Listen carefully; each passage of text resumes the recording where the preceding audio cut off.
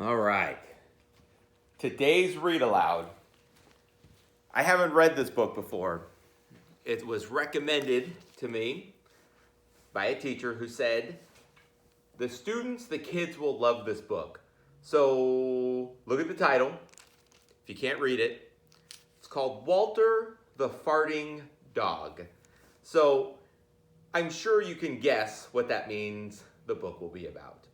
So if you don't want to hear about it, if you don't want to know about it, please stop this video now so that you will not have to hear the story of Walter the Farting Dog. This was on the #1 New York Times bestseller list. Can you see that?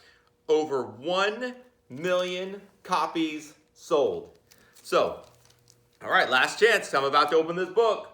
So if you don't want to hear about Walter the Farting Dog, now is the time to stop the video or hit pause or go up on the little computer and close this window. All right, 3, 2, last chance. I'm about to start. 1, 0.5, 0.25, 0. All right, here we go. Walter the Farting Dog. Oh boy, I've never read this book before, but can you see that picture? I can only imagine what is to come.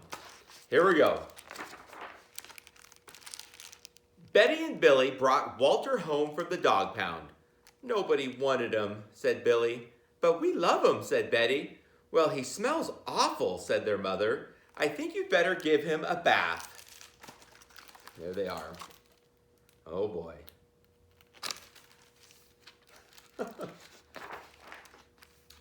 Mother walked in and said, he still smells awful. And that's when they got the first clue, the telltale bubbles in the water. He's probably just a little nervous, said Mother, hopefully. His stomach must be upset. But Walter's stomach wasn't upset. Walter's stomach was fine. He felt perfectly normal. He just farted a lot. Oh my gosh. Can you see that picture of him in the bathtub? All right. Oh boy. He did it when he bathed. He did it when he played with Betty and Billy. He did it when he walked around the house. He did it in the dining room. He did it in the kitchen.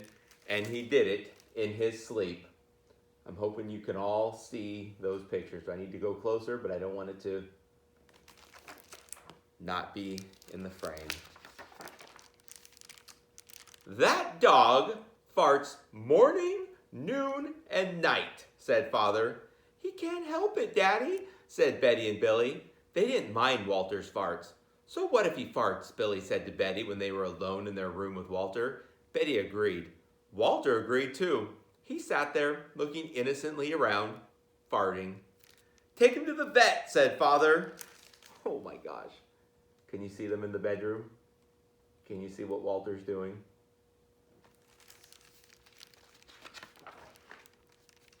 Farting, said the vet, or rectal flatulence, as we say in the medical profession, and prescribed a change in diet. Yeah, that can do it. Whatever you do, don't give Perla steak. Trust me on that one. My daughter and I learned that one the hard way. She loved it, but... All right. They gave Walter every kind of dog food. He farted. They tried him on cat food. They gave him hot dogs, hamburgers, lettuce, and tomato sandwiches. They gave him fried chicken. They gave him rabbit food. They made him a vegetarian. No matter what that dog eats, he turns it into farts, roared Father. So there's all the different foods Walter is eating. I don't see Dad. I don't see the father to talk about the farts. You see him? It's almost like a Where's Waldo. All right. Walter got the blame for everybody else's farts too. If Uncle Irv let one slip, he just went and stood near Walter. Then all he had to say was, Walter! And everyone would look at poor Walter. Oh, poor Walter. There's Uncle Irv standing next to him. Come on, Uncle Irv. He has to go back to the pound, said Father. "No, Daddy, please," begged Betty and Billy. "Don't send Walter away." "He goes tomorrow," said Father. They pleaded. Walter farted.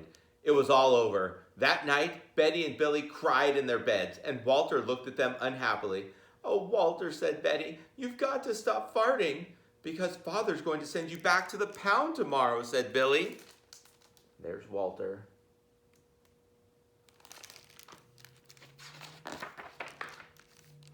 Walter knew how serious the situation was. He'd never see Betty and Billy again. He resolved to hold in his farts forever. When Betty and Billy fell asleep, he walked down to the kitchen to see if there was anything around to eat. He managed to open the cupboard door with his nose and found the 25-pound bag of low-fart dog biscuits the vet had prescribed for him, which had made him fart more. Even though he knew they made him fart more, he couldn't resist. Kind of like me with chocolate chip cookies. He ate the entire bag. "Very tasty," said Walter to himself.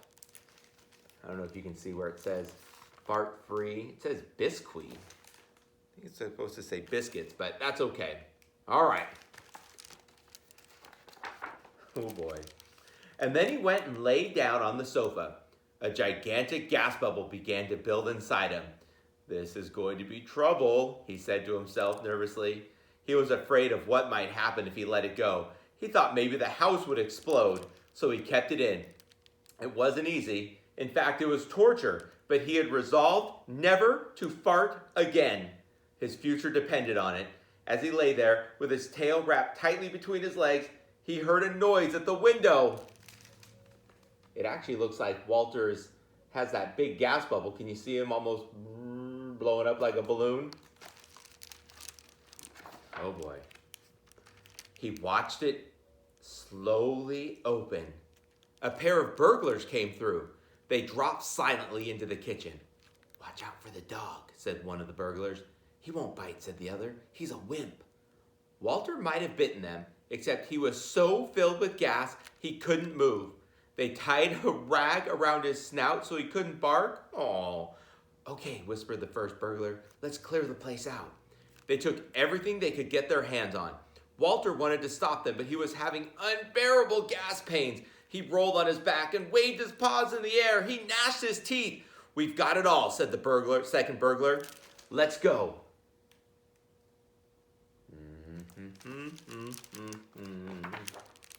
Oh no. Oh no.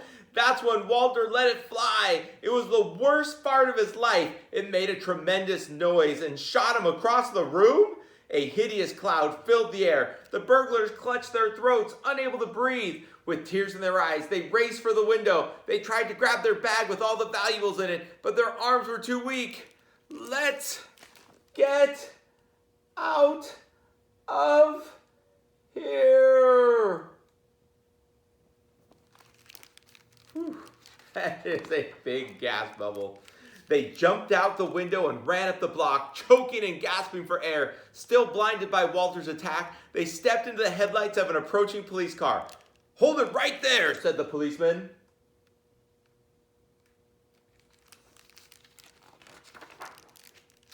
When Father and Mother came down in the morning, they found the window open and they saw the bag with their valuables in it, and Walter was sitting beside it. He still had the rag tied around his snout.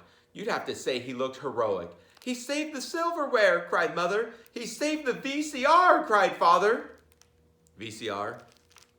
When was this book made? "Good dog, Walter. You're our dog, even if you do fart all the time." For those of you out there that probably have no idea what a VCR is, ask Miss Aguilar. Last I heard, she still has one. It's like a DVD player.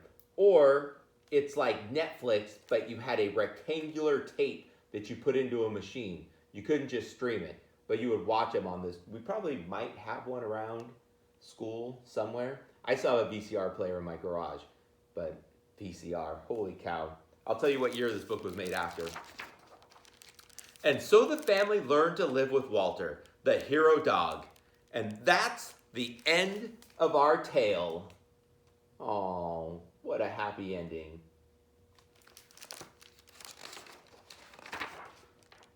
Walter's Wonder Park, 100% natural gas powered is the last page. All right, so before I wrap this up, I'm going to look to see what year this book was copyrighted or printed.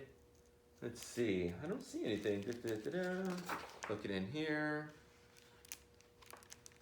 Somewhere in here. 2001. So that's what, 19 years ago. The book was probably written in the year 2000. So 20 years ago, are you telling me 20 years ago VCRs were still valuable? Maybe you should Google that. I don't know when a DVD player was invented, or is high def? I don't know.